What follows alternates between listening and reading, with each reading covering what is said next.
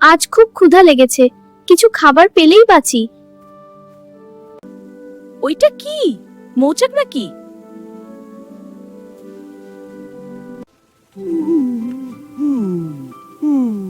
দেখি আসলেই মধু আছে কিনা।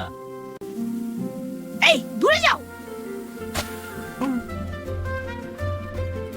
আও, তুমি অকারণেই আমার নাকে হুল ফুটালে। দেখো আমি তোমার কি করি। তুমি আমাদের বাসায় উকি ঝুঁকি দিচ্ছ কেন? তাই হুল ফুটিয়েছি। আমি তোমাদের কাউকেই ভয় পাই না। এ তুমি কি করলে? আমাদের বাসা ভেঙে দিলে। ভাইয়েরা আক্রমণ করো।